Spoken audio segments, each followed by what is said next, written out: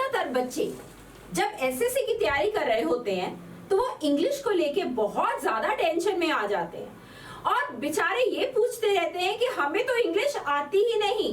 अपने क्लास के टाइम पर भी एक इंग्लिश ऐसा सब्जेक्ट था जिसमें हमारे सबसे कम मार्क्स आते थे। ऑल ऑफ अ सडन जब हमें एंट्रेंस क्लियर करना है तो हमारे ऊपर इंग्लिश का भार डाल दिया। तो ऐसे में हम आपसे कहेंगे कि आपको हमारे होते हुए घबराने की कोई जरूरत नहीं है। क्यों? क्योंकि हम आपके साथ ऐसे टिप्स शेयर करेंगे कि आपको इंग्लिश का एग्जाम बहुत ही ज्यादा इजी लगेगा।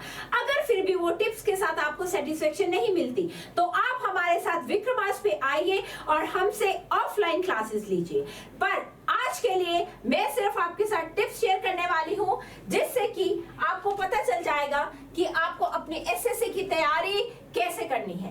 Preparation tips for each topic. अब ये देखिए कि जो एसएससी का एग्जाम है उसके दोनों टायर्स में भर भर कर उन्होंने इंग्लिश डाल दी है और भर भर के हमें इंग्लिश याद करनी पड़ती है और भर भर के हमारे मन में डर आ जाता है। लेकिन इस केस में मैं आपसे ये कहूंगी कि हमें भर भर के डरना नहीं और डर डर के जीना नहीं। तो हम क्या करेंगे? हम उन टिप्स को अंडरस्टैंड करेंगे, उन टिप्स को ग्रैब करेंगे जिससे कि हम एसएससी की तैयारी एक सेकंड के अंदर समझ जाएंगे कि हमें कैसे करनी है। तो चलिए आइए हम देखते हैं कि हम अपने एसएससी की तैयारी कैसे करेंगे। सबसे पहले है प्रिपरेशन टिप्स। उसमें क्या है? एंटोनिम्स और सिनोनिम्स। एंटोनिम्स और सिनोनिम्स हमें बहुत अच्छे से घोटा मारना होता है। एक रगड़ रगड़ कर हमें एंटोनिम्स और सिनोनिम्स याद करने हैं क्योंकि जो हमें फिलअप्स आते हैं उसके अंदर हमारे एंटोनिम्स और सिनोनिम्स जो है वो बहुत ज्यादा यूज होते हैं। लेकिन हम यहाँ पर विक्रमास में आपको बताते हैं कि आपको एंटोनिम्स और सिनोनिम्स कैसे याद करने हैं जिससे कि आपको उसको घोटा नहीं लगाना पड़ेगा। आप उसको समझ जाओगे कि ये शब्द कहां से आया, कैसे आया और इसका एंटोनिम और सिनोनिम क्या होता है। एंटोनिम क्या होता है? विपरीतार्थक। सिनोनिम क्या होता है? पर्यायवाची। Very good. आगे आ जाता है one word substitution, idioms and phrases. Idioms और फ्रेजेस जो है हमारे मुहावरे होते हैं जो हम अपनी रूटीन लाइफ में यूज करते हैं। हम यहाँ पर आपको इडियम्स इतने अच्छे से सिखाते हैं कि आप लोग वो उन इडियम्स को अपनी रूटीन भाषा में भी इस्तेमाल करने लग पड़ते हैं। सिर्फ ये नहीं आप इनको रट रहे हैं, अपना पेपर दे रहे हैं और उसके बाद आप बाहर जा रहे हैं और आपको इडियम्स भूल गए। नहीं, बिल्कुल नहीं। हम एक चीज अपने माइंड में रखते हैं कि हमें अपने स्टूडेंट्स को वहां तक लेके जाना है कि वो इडियम्स को अपनी रूटीन लाइफ में भी इस्तेमाल कर सकता है और अपना एसएससी का एग्जाम क्रैक तो करेगा ही करेगा। हमारे पास आएगा तो डेफिनेटली करेगा, क्रैक तो करेगा ही करेगा। लेकिन उन इडियम्स को वो अपनी रूटीन लाइफ के अंदर भी यूज करेगा और अपनी एक सोसाइटी में अलग पोजीशन बनाएगा। हर कोई कहेगा अरे बंधु तुम्हें तो इंग्लिश आती नहीं थी तो ऑल ऑफ अ सडन ये तुमने क्या करना शुरू कर दिया। तो हम उस समय ये कह सकेंगे कि हम विक्रमास के स्टूडेंट रह चुके हैं और हमें ये पता है कि यहाँ पर इस सिचुएशन में, इस सेंटेंस में हमें ये इडियम यूज करना है। आई एश्योर यू, मैं ये आपसे प्रॉमिस करती हूँ, राइट। उसके बाद one word substitution. One word substitution क्या होता है? अनेक शब्दों के लिए एक शब्द। एक पूरा सेंटेंस दे रखा हुआ है, उस सेंटेंस को हम पूरा का पूरा सेंटेंस को हम एक शब्द से रिप्लेस कर सकते हैं, उसको वन वर्ड सब्स्टिट्यूशन कहते हैं। अगर हम इन चीजों को घोटा मारने लगेंगे तो प्यारे मित्रों, मेरे प्यारे प्यारे विद्यार्थियों, मैं आपको एक बात बता दूं तो इतना सिलेबस याद नहीं होता है। हमें इसके लिए एक ऐसा टीचर चाहिए होता है जो हमें एक रास्ता दिखा सके कि हम इन चीजों को कुछ ही मिनट्स के अंदर कैसे याद कर सकते हैं। उसके बाद है स्पॉटिंग एरर्स। वहां पर हमें सेंटेंस दिया होता है, उसके अंदर हमें उसकी गलतियां निकालनी होती है। अरे भैया, जब तक हम खुद इंग्लिश को समझेंगे नहीं, ठीक से लिखेंगे नहीं, तो हम लिखे में से गलतियां कैसे निकालेंगे?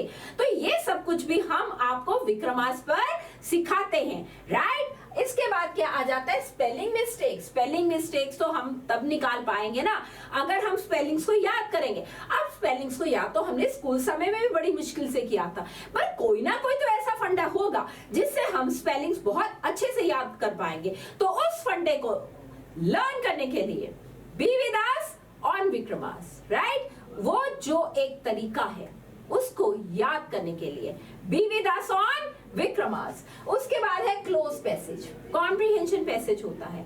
कॉम्प्रिहेंशन पैसेज को हम पढ़कर हमें उसके अंदर डिफरेंट वर्ड्स को भरना होता है। अब हमें समझ नहीं आता कि भैया शब्द कहाँ से पकड़े, क्योंकि शब्द तो ऐसे होते हैं जिनका कुछ अता पता ही नहीं होता, जिंदगी में कभी हमने उसको देखा नहीं, सुना नहीं, तो क्या करें? आसमान फट जाता है उस समय? नहीं, कुछ भी नहीं होता। जब हमारे साथ विक्रमास में होते हो तो हम आपको क्लोज पैसेजेस और कॉम्प्रिहेंशन पैसेजेस भी अच्छे से करवाते हैं, जिससे कि आपको बहुत आसानी से एसएससी की तैयारी हो जाती है। हम आपको 500 की, 400 की, 300 की, 200 की किताबें बिल्कुल नहीं लगवाते हैं। हम ये देखते हैं कि जो बच्चा हमारे पास आया है हमने उसका कोई एक्स्ट्रा खर्च नहीं करवाना। हमने जितना भी सिलेबस करवाना है एसएससी का वो हम ये देखते हैं कि वो अपनी फीस के अंदर वो सब टॉपिक्स को हमारे पास से इतना अच्छे से करके जाए कि जब पेपर उसके सामने आए तो वो वहां पर बहुत करेक्ट टिक्स लगाए, राइट? सो जो किताबें हैं एसएससी इंग्लिश प्रिपेयर करने के लिए, मैंने आपको बताया है हम आपको कोई महंगी किताबें नहीं लगवाएंगे, लेकिन अगर आपको फिर भी लगता है कि आपको एक किताब चाहिए अपनी तैयारी के लिए, तो हम यहाँ पर आपको वो किताबें गाइड भी करेंगे, जिससे कि आपकी इंग्लिश की तैयारी बहुत अच्छे से हो जाएगी। ये हमारा आपके साथ प्रॉमिस है। अब इसके बाद नेक्स्ट चलते हैं कि हमारे इसको लर्न करने के लिए जो टॉपिक्स मैंने अभी आपको बताए हैं उसके कौन कौन से तरीके हैं। Know your weak strong topic. सबसे पहले आप ये देखिए कि आपके वीक और स्ट्रॉन्ग टॉपिक्स कौन से हैं। जो स्ट्रॉन्ग टॉपिक्स हैं उनको हमने एक तरफ रखना है, उनको सिर्फ हमने रिवाइज करना है, और वीक टॉपिक्स के ऊपर हमने बहुत ज्यादा हार्ड वर्क करना है। उसके बाद हमें रोज रीड ऑन डेली बेसिस, रोज के रोज हमें पढ़ना है इंग्लिश को। छोटी छोटी किताबें, बड़ी बड़ी किताबें वो हम आपको बताएंगे, आर्टिकल्स वो हम आपको बताएंगे कि आपको क्या पढ़ना है और उसको रोज को क्या क्या आपको रिवाइज करना है। अटेम्प्ट मॉक टेस्ट, हम बहुत सारे मॉक टेस्ट यहाँ पर लेते हैं, और वो जो रूटीन में मॉक टेस्ट आप हमें देंगे उसके बेसिस के ऊपर आपकी तैयारी बहुत अच्छे से हो जाएगी। मॉक टेस्ट दिए बिना आपकी एसएससी की तैयारी नहीं हो सकती। सो बंधुओं, जागो, work on your English vocabulary. जब आप इंग्लिश के आर्टिकल्स पढ़ोगे तो पढ़ने का मतलब ये नहीं होता है कि हम सिंपल एक आर्टिकल पढ़ रहे हैं तो खत्म। आर्टिकल सबसे पहले एक बार हम उसको एक ग्लिम्स देते हैं, मतलब एक उसको देखते हैं, फिर हम उसको पढ़ते हैं, फिर नंबर 3 हम उस आर्टिकल के अंदर जो मुश्किल शब्द हैं हमें समझ नहीं लग रहे उनको हम अंडरलाइन करते हैं, फिर हम उन शब्दों का मतलब निकालते हैं, फिर उस मतलब से उस शब्द को हम सेंटेंस के अंदर लिखने की कोशिश करते हैं। हम एक पूरा सेंटेंस बनाते हैं उस शब्द से जो शब्द हमें थोड़ी देर पहले समझ नहीं आ रहा था। अगले दिन हम उन शब्दों को अपनी रोजमर्रा की जिंदगी के अंदर, रोजमर्रा की बातचीत के अंदर यूज करते हैं। हम 2 दिन के लिए अगर मान लो हमने 5 वर्ड्स निकाले हैं, उन 5 वर्ड्स को हमने सेंटेंसेस के अंदर कन्वर्ट किया है, तो हम 2 दिन उन वर्ड्स को, उन शब्दों को सेंटेंसेस में यूज करेंगे। जब भी हम अपने दोस्तों से बात करेंगे, जब भी हम अपने पेरेंट्स से बात करेंगे, या जब भी हम किसी से भी बात करेंगे अपने आसपास, 2 दिन उसको रेगुलर यूज करने के बाद हमें ये एक मन में एक निश्चय हो जाएगा कि हमें ये शब्द जो है इनको समझ हम गए हैं और हमने इन्हें सेंटेंसेस के अंदर कैसे यूज करना है। उसके बाद read the comprehensions properly and solve the previous question papers. Comprehensions जो है वो जब हम पेपर के अंदर सॉल्व कर रहे हैं उस समय हमें ना इधर देखना है दाएं, ना हमें उधर देखना है बाएं। हमें कहाँ देखना है? अपने कॉम्प्रिहेंशन पैसेज के अंदर देखना है। हमें पहली बार पढ़ने पर कई बार कॉम्प्रिहेंशन पैसेज समझ नहीं लगता, तो हमें क्या करना है? हमें कॉम्प्रिहेंशन पैसेज बहुत ध्यान से पढ़ना है। हमने पेपर के ऊपर कुछ भी निशान नहीं लगाना, लेकिन हमारा जो पेन है उसका जो उल्टा वाला हिस्सा है उसको कर कर एक एक शब्द के ऊपर लाइन वाइज हमें कॉम्प्रिहेंशन पैसेज पढ़ना है और समझना है, क्योंकि हमारे पेपर के टाइम के अंदर हमारे पास इतना ज्यादा टाइम नहीं होगा कि हम कॉम्प्रिहेंशन पैसेज को 2-2, 3-3 बार पढ़े। हमें उसमें से करेक्ट आंसर्स निकालने हैं, तो उसके लिए हमें अपनी तरफ से पूरी की पूरी प्राथमिकता कोशिश ये करनी है कि हम उस कॉम्प्रिहेंशन पैसेज को बहुत ध्यान से पढ़ें और एक बारी में पढ़ें। और बहुत ध्यान से पढ़ने के लिए हमें अपना मन और अपनी आंखें कॉम्प्रिहेंशन पैसेज के अंदर ही गाड़ देनी है और उसको पहली बारी में समझने की कोशिश करना है। Don't guess in exams please, this is my request to you all. Guess और तुक्का वहां पर नहीं चलाना हमने कि हम एक हिट एंड ट्रायल मेथड करें, चलो ये ठीक लगता है हमें, वो ठीक लगता है हमें, ऐसा बिल्कुल नहीं करना है।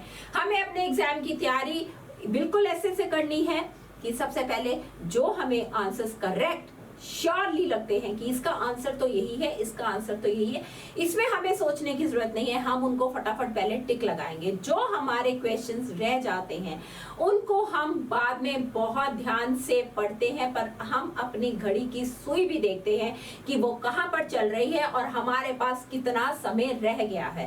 क्विकली अपने माइंड के अंदर हम अपने समय को डिवाइड करते हैं और डिवाइड करने के बाद हम अपने क्वेश्चंस को अपने टाइम के अकॉर्डिंग पढ़ते हैं, क्रॉस चेक करते हैं और टिक लगाते हैं। तो मुझे ये लगता है कि आज की ये छोटी सी वीडियो आपके लिए बहुत ज्यादा लाभदायक साबित होगी, जिसके अंदर आपको ये पता चल जाएगा कि हमें एसएससी की तैयारी कैसे करनी है और कहां पर करनी है। ऑफ कोर्स विक्रमास्त्र पर करनी है और हमें बार बार टीचर से क्वेश्चंस कैसे पूछने हैं।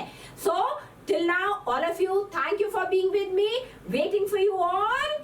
Vikramas, bye-bye, take care, enjoy yourself and prepare yourself for SSC examinations. Bye-bye.